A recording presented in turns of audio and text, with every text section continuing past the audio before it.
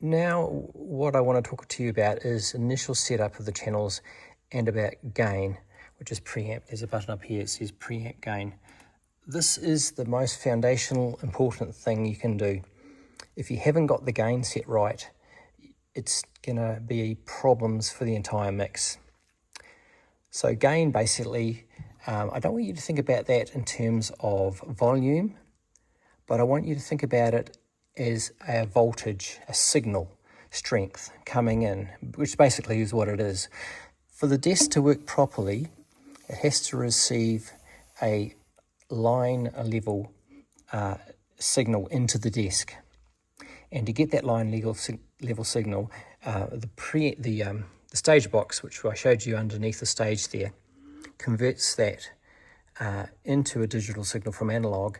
It has a preamp circuit in that for each channel, and you control it by this here. This is the preamp. So if I select the bass here, you can see at the moment it's on 0 because the bass has got a preamp pedal on it already, so it's already sending quite a hot signal. It doesn't need any more preamplification, but microphones certainly do, and other instruments might. And you can do that by this preamp here, and you can see it just goes up and down to the level you want. Now, this desk needs to be hitting about 1 volt, which is when the VU meter gets to about 0. And I'll just show you what that is now. So if I play back something I've got sitting here ready to go,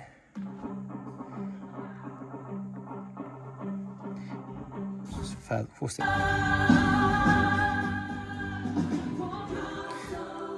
So I look at the vocals here. If I hit the PAFL button, you can see the green, and it's occasionally hitting the yellow. That's what you want to see. It's called dipping the mustard. You want your signal just to be going up into the above 0 into the +3 every now and then. And if I go back to the processing for this is box 2, and if I turn, at the moment it's 2 dB, if I turn this up, you can see those yellows are getting high, and they're getting up into the peak. So you don't want them to go too high. You're wanting to aim about to just getting into the yellow. So 0 or thereabouts.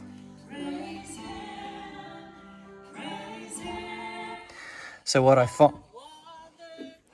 find is when musicians first arrive, especially vocalists, and you ask them to sing loudly to try and give you a signal so you can set the preamp, they often don't sing very loudly, and they need to warm up. And it's not until they get into the service. So I usually aim maybe -30, peaking at 0 when they first start, and they'll probably be hitting when they warm up +3, etc.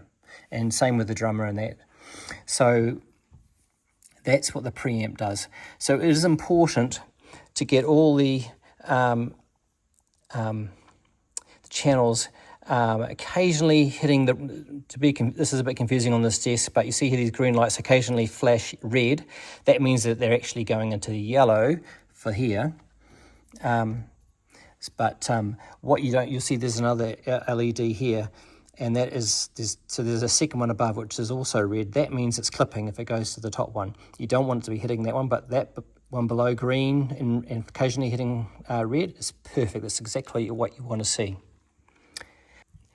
As the musicians play, you want to listen to each channel.